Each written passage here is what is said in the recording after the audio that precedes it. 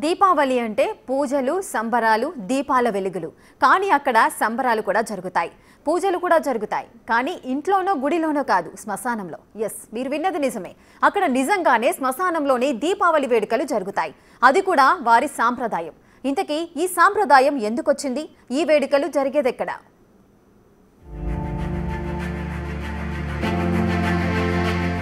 దీపావళి ఈ పర్వదినం రోజున లక్ష్మీదేవిని ఆరాధిస్తారు. సమీపంలోని ఆలయాలకు వెళ్లి పూజలు చేస్తుంటారు. తమ జీవితాల్లో నిండుకున్న చీకట్లను తొలగించి ఆనందాల వెలుగులు నింపాలని దీపాలను వెలిగిస్తాం.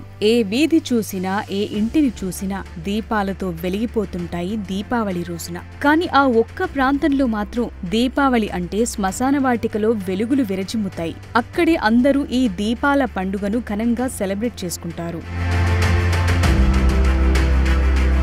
కరీంనగర్ జిల్లాలోని కార్ఖానగడ్డ. ఇక్కడ జరిగే దీపావళి వేడుకలు కాస్త డిఫరెంట్. ప్రతి ఒక్కరూ ఇంటి ముందు దీపాలు వెలిగించటం, బాణాసంచా కాల్చటం కాకుండా శ్మశాన వాటికలో వేడుకలు జరుగుతుంటాయి. వారి పూర్వీకులను స్మరించుకుంటూ కుటుంబ సభ్యులను సమాధి చేసిన ప్రదేశంలో దీపాలు వెలిగించి వేడుక చేసుకోవటం ఒక ఆచారంగా మారింది.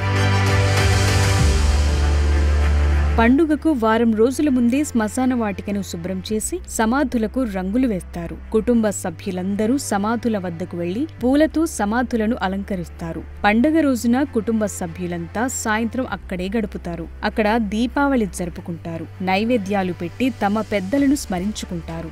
దేశవ్యాప్తంగా దీపావళి పండుగను పట్టణాల్లో, పల్లెల్లో జరుపుకుంటే వీరు మాత్రం శ్మశానంలో జరుపుకుంటారు. దీపావళి రోజు ఇలా చేస్తే మృతి చెందిన వారి ఆత్మలకు శాంతి కలుగుతుంది అనేది వీరి నమ్మకం.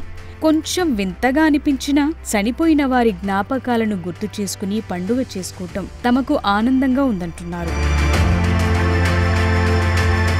60 ఏళ్లుగా ఇదే సాంప్రదాయంలో ఇక్కడ దీపావళి వేడుకలు జరుగుతున్నాయి. ఉపాధి కోసం వేరే ప్రాంతాలకు వెళ్లిన వారు దీపావళి రోజున ఇక్కడికొస్తుంటారు. తమ పూర్వీకులు లేనిదే తాము లేమని, అందుకే వారికి గౌరవం ఇస్తూ ఇలా సెలబ్రేట్ చేసుకుంటామని చెప్తున్నారు వారంతా.